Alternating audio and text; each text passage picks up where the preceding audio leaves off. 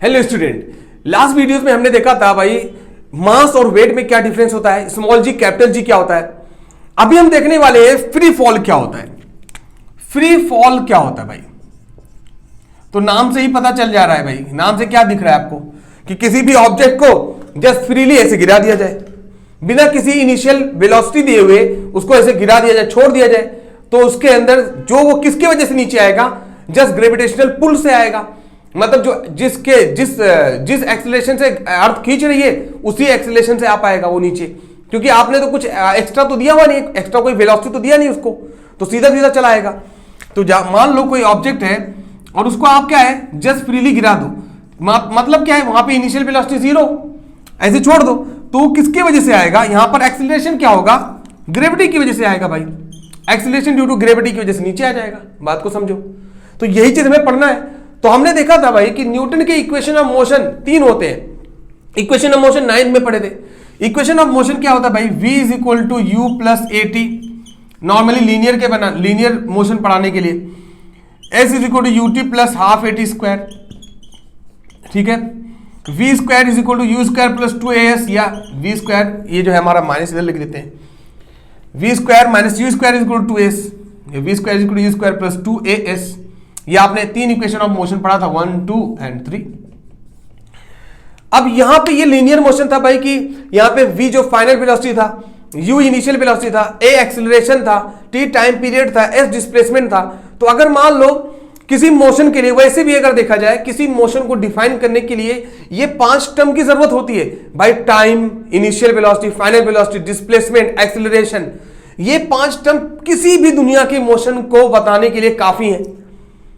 तो linear motion अगर कोई हमें है, कोई इसके अंदर वेलोसिटी इनिशियल कुछ है, फाइनल कुछ है, उसका टाइम कितना लगा, कितना डिस्टेंस लगा, ठीक है, कितना वेलोसिटी शुरुआत में थी तो फाइनल वेलोसिटी कितना हुआ होगा, ये सब बताने के लिए, मोशन को डिफाइन करने के लिए हमें किसकी जरूरत पड़ेगी भाई, इक्वेशन ऑफ मोशन की। अब वही सेम चीज यहां पे अपनाना है। फ्री फॉल का मतलब क्या है भाई कि किसी भी ऑब्जेक्ट को बिना किसी फोर्स के इन्फ्लुएंस से, बिना किसी इनिशियल वेलोसिटी के गिरा देना, जस्ट फ्रीली उसको छोड़ देना, that is called free fall. तो अगर कोई भी ऑब्जेक्ट जस्ट एक्सेलरेट कर रही है due to gravity only, that is called free fall. तो यहां पर एक्सेलरेशन ड्यू टू ग्रेविटी जो है, सिर्फ उसी की वजह से कोई बॉडी एक्सेलरेट कर रही है तो उसको हम लोग क्या बोलेंगे भाई, फ्री फॉल। वहां पर इनिशियल वेलोसिटी हमेशा जीरो होगा। तो अब इनिशियल वेलोसिटी जब जीरो हो जाएगा तो हर जगह इनिशियल वेलोसिटी जीरो हो जाएगा, तो फॉर्मूला क्या हो जाएगा, यही मेरे कहने का मतलब, और क्या। तो यहां पर इनिशियल वेलोसिटी जीरो और ए की जगह पर क्या बन जाएगा भाई, जी। तो अगर देखा जाए तो फॉर्मूला क्या हो जाएगा, v is equal to u plus g t होता। अगर मैं एक जगह यहां पर लिख दूं, अगर मान लो यहां पर ग्रेविटी का असर होता, ग्रेविटी मतलब क्या भाई कि नीचे की तरफ खींच रही है तो पॉजिटिव है, और आप ऊपर की तरफ फेंकोगे किसी ऑब्जेक्ट को नीचे की तरफ, वो ग्रेविटी उल्टा लगेगी तो माइनस लिखा जाएगा। तो नीचे की तरफ फेंकोगे तो प्लस जी, और माइनस ऊपर की तरफ जाएगा तो माइनस जी। याद रखना, कभी भी नीचे की तरफ अगर कोई चीज है, कोई भी ऑब्जेक्ट जा रहा है तो उसको प्लस जी लिखेंगे, ए की जगह पर क्या लिख देंगे, प्लस जी। अगर कोई ऑब्जेक्ट ऊपर की तरफ जा रहा है तो ए की जगह पर माइनस जी लिख देंगे। याद रखना, कभी भी ए की जगह पर क्या पुट कर देंगे, माइनस जी। यहां पर हर जगह ऊपर की तरफ कोई ऑब्जेक्ट जा रहा है बोलोगे तो वहां पर ए की जगह पर माइनस जी लिख दोगे हर जगह, और नीचे की तरफ अगर कोई ऑब्जेक्ट जा रहा है तो भाई ए की जगह पर क्या लिख देंगे हम लोग, प्लस जी लिख देंगे। तो मैं फ्री फॉल के लिए अगर इक्वेशन लिखूं, सिर्फ फ्री फॉल की बात कर रहा हूं, बाकी सबके लिए इक्वेशन अलग अलग बन सकता है।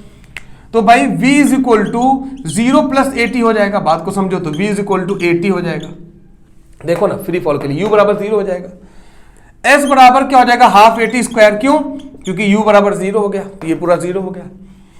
v square is equal to 2as हो जाएगा। क्यों, क्योंकि u बराबर 0 हो गया। तो भाई अगर कोई बोले फ्री फॉल के लिए इक्वेशन क्या होती है, तो आप लिखोगे v is equal to a t, s equal to half a t square, v square equal to 2as। तो मतलब आपको रटना तो है नहीं, समझना है। बात को समझो, ये फ्री फॉल हो गया। अब मैं इसी के साथ साथ क्यों ना बता दूं यार कि अगर मान लो फ्री फॉल ना हो, चलो यार इसको भी जान लो ना यार, ऐसे भी क्वेश्चंस आएंगे बहुत ज्यादा। तो अगर मान लो फ्री फॉल ना हो, यहां पर कुछ वेलोसिटी दिया जाए, मान लो 2 मीटर पर सेकेंड के से वेलोसिटी दे दिया जाए, वेलोसिटी जीरो ना हो, free fall initial velocity zero ना हो, तो फाइनली कुछ और भी हो जाएगा। तो अब यहां पर क्या हो जाएगा फार्मूला भाई, तो नीचे की तरफ अगर जाएगा तो फॉर्मूले के अंदर जहां पे ए है वहां पे जी लिख दूंगा। यहीं पे बना दे रहा हूं यार, अलग अलग से क्यों लिखूं। तो अगर मान लो इनिशियल वेलोसिटी कुछ है, फ्री फॉल ना हो, तो यहां पे u तो कुछ रहेगा ही रहेगा, और a के जगह पर g हो जाएगा, a के जगह पर क्या हो जाएगा भाई, g हो जाएगा। फॉर्मूला ये बन गया।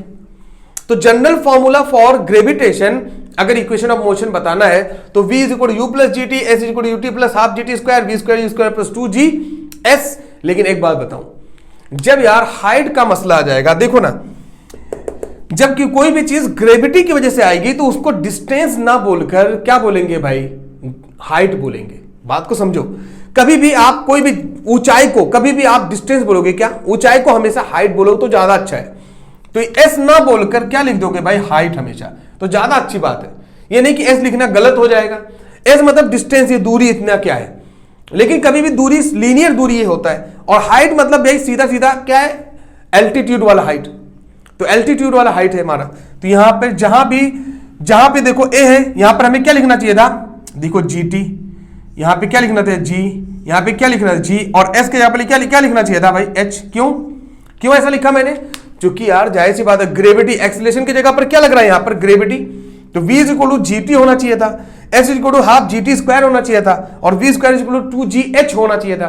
h क्यों लिखा भाई, चूंकि हाइट की वजह से हो रहा है, तो फॉर्मूला ऐसे दिखने लगेगा। तो डरना नहीं है, चीजें ये है कि भाई क्यों अप्लाई हो रहा है। ग्रेविटी की वजह से a एक्सीलरेशन बराबर g हो जाता है, और h बराबर क्या है भाई, s बराबर h हो जाता है। तो यही फॉर्मूला बदल जाएगा, और क्या, अगर मान लो इनिशियल वेलोसिटी भी कुछ हो तो gh हो जाएगा। तो ये फॉर्मूला बन गया। अब अगर मान लो एग्जांपल के लिए कोई भी ऑब्जेक्ट नीचे से छोड़ रहे हो, नीचे से अगर आप फेंक रहे हो, तो अगर किसी ऑब्जेक्ट को नीचे से फेंकोगे तो इनिशियल वेलोसिटी आपने मान लो एग्जांपल के लिए कुछ दिया, और फाइनल वेलोसिटी कुछ हो जाए। जरूरी नहीं है कि फाइनल वेलोसिटी कुछ हो जाए, डिपेंड कर रहा है, पहले बता रहा हूं। देखो किसी भी ऑब्जेक्ट को अगर नीचे से ऊपर फेंका जाएगा, सबसे सिंपल सी बात अगर सोचा जाए तो किसी ऑब्जेक्ट को अगर नीचे से ऊपर की तरफ फेंकोगे, कहीं ना कहीं जाकर तो उसकी फाइनल वेलोसिटी तो जीरो होगी। बात को समझो। अगर मैं बोलूं नॉर्मली ठीक है, नीचे से किसी ऑब्जेक्ट को फेंक रहे, बाद में उसकी फाइनल वेलोसिटी v है एग्जांपल के लिए, तब फिर हमेशा फॉर्मूले के अंदर क्या हो जाएगा, v के जगह पर माइनस g के जगह पर माइनस g हो जाएगा। क्यों, क्योंकि जब कोई भी ऑब्जेक्ट ऊपर से नीचे से ऊपर की तरफ जाएगा तो ये फॉर्मूले में क्या हो जाएगा, g के जगह पर माइनस g हो जाएगा।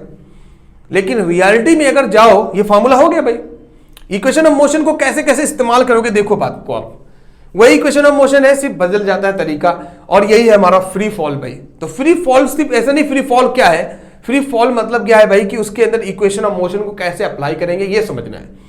ठीक है, अब अगर मान लो एग्जांपल के लिए किसी भी ऑब्जेक्ट को, ये अर्थ से किसी भी ऑब्जेक्ट को अगर ऊपर फेंका जाए, मान लो यहां पर फेंका गया, तो यार कहीं ना कहीं जाकर उसको कहीं ना कहीं जाकर तो जीरो होना ही है फाइनल वेलोसिटी।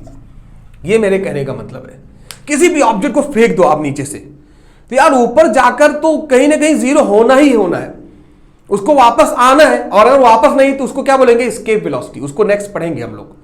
अगर वापस वो नहीं आई तो उसको हम लोग एस्केप वेलोसिटी बोलेंगे। ठीक है, और वापस आ गई तो कहीं ना कहीं उसको फाइनली लास्ट में जीरो होना ही पड़ेगा, और इनिशियल वेलोसिटी तो आपका कुछ है ही है भाई, और a बराबर माइनस जी होगा, क्योंकि आप ऊपर की तरफ फेंक रहे हो। बात को समझो, ऊपर की तरफ आप फेंक रहे हो, तो ये फॉर्मूला क्या हो जाएगा, वही मेरे कहने का मतलब है। तो भाई ऊपर की तरफ फेंक रहे हो तो v यानी जीरो बराबर, देखो ना v बराबर जीरो, तो v बराबर जीरो हो जाएगा, तो जीरो बराबर u माइनस जी टी। बात को समझो, तो u बराबर जी टी हो जाएगा। देखो ना फॉर्मूला, यहां पे v बराबर जी टी हो गया था, है कि नहीं। यहां पर क्या हो जाएगा, यहां पर देखो सेम फॉर्मूला, वही सेम लिख देंगे, s के जगह पर h लिखेंगे भाई, हाइट बोलेंगे। जब ग्रेविटी आ जाएगी तो हाइट बोलेंगे, तो h is equal to u t minus half g t square ही बोलेंगे, हाफ जी टी स्क्वायर। और यहां पे क्या हो जाएगा, v मतलब जीरो है, तो zero minus zero is equal to, देखो ना, zero is equal to u square minus 2gh, तो u square is equal to 2gh। तो बात समझ में आया कि नहीं, बताओ। तो अगर मान लो किसी भी ऑब्जेक्ट को नीचे से ऊपर की तरफ फेंक रहे हो, लास्ट में वहां जाकर वो फिर से वापस आ रहा है या जीरो हो जाएगा, फाइनल वेलोसिटी अगर जीरो है तो हमेशा ये फॉर्मूला अप्लाई करेंगे।